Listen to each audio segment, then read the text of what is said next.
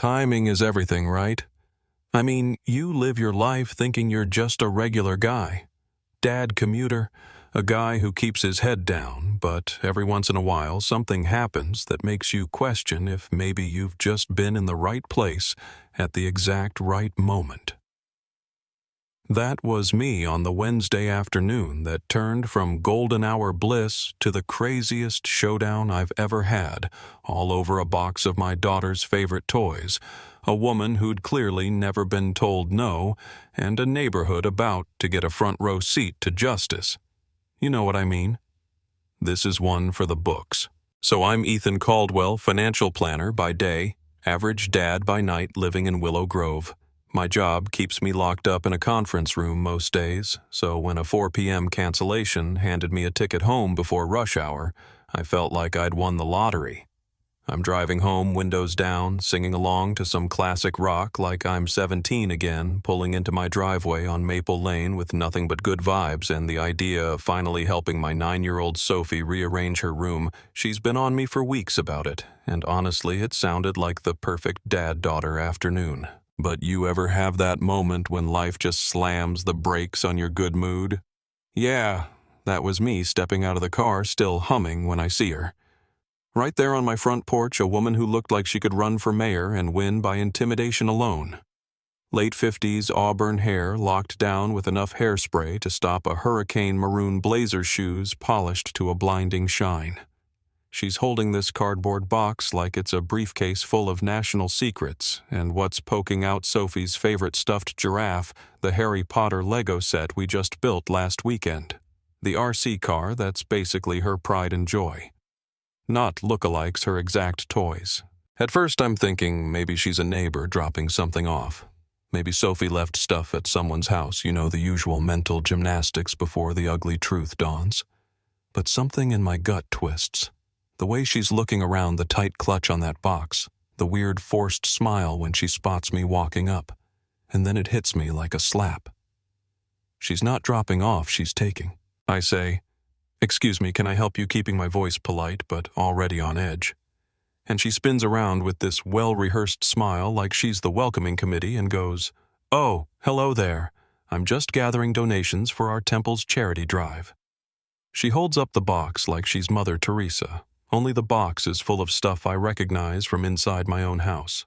Now I work with people's money for a living, so I'm used to being patient to hearing all kinds of creative excuses, but seeing this woman standing there with Sophie's things, the same things I helped her organize last Saturday, I feel my patience stretch thinner than wet tissue. I step a little closer, keeping my voice calm. "Ma'am, those are my daughter's toys from inside my house."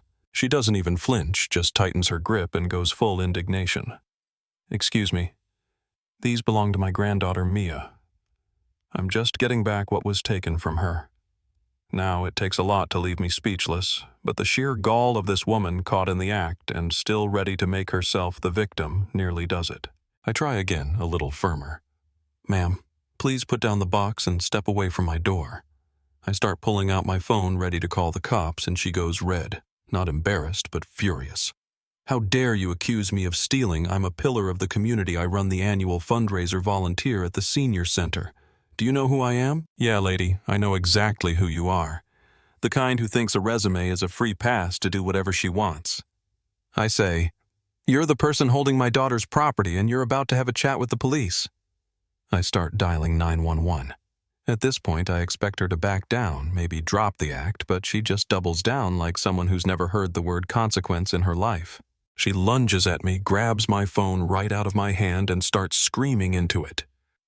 "Help! Help! This man is threatening me. He's claiming my granddaughter's toys are his. He's intimidating me. Please send someone." I just stand there dumbfounded, watching this surreal performance.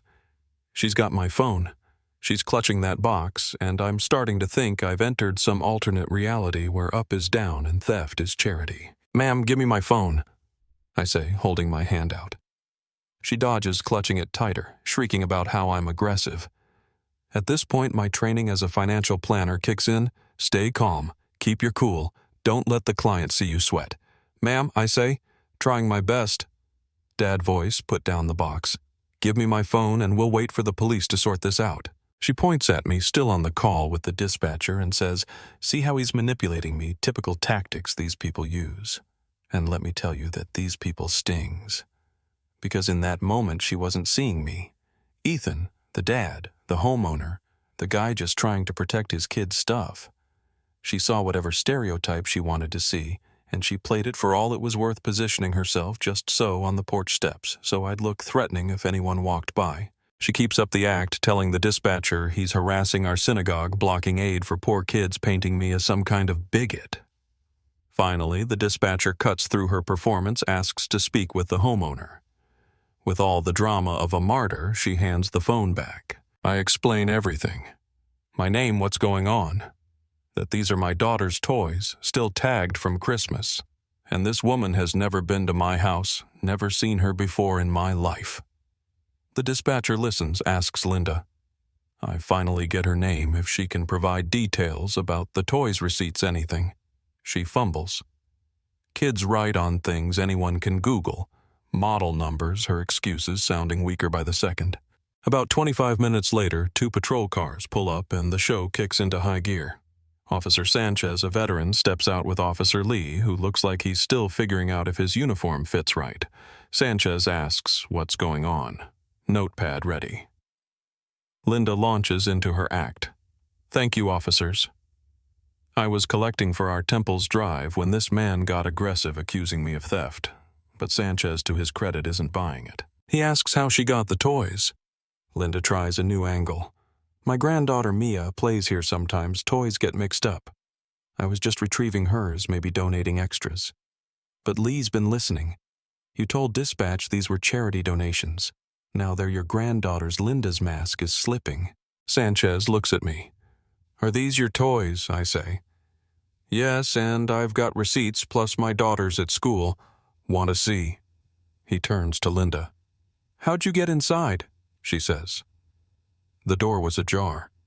I thought they were donations. I cut her off. My door was locked and I've got Ring cameras. That does it. I pull up the footage and there's Linda on video jimmying my back door with a plastic card hauling Sophie's stuff out. The officers watch and I see Sanchez's eyebrows go up. He's seen a lot, but this is blatant. "Ma'am, this shows you breaking in," he says. "That's burglary." Linda, now desperate, starts raving about how I must have faked the footage, how these people are tech-savvy and out to get her. At this point, the neighbors are gathering, whispering, some with their phones out. Linda turns wailing. This is religious persecution, clutching the box tighter. Mrs. Lynn from across the street. Parker's old man, everyone's getting a show. Lee, clearly uncomfortable, says, "This isn't about religion. It's about theft." And I still laugh thinking about it.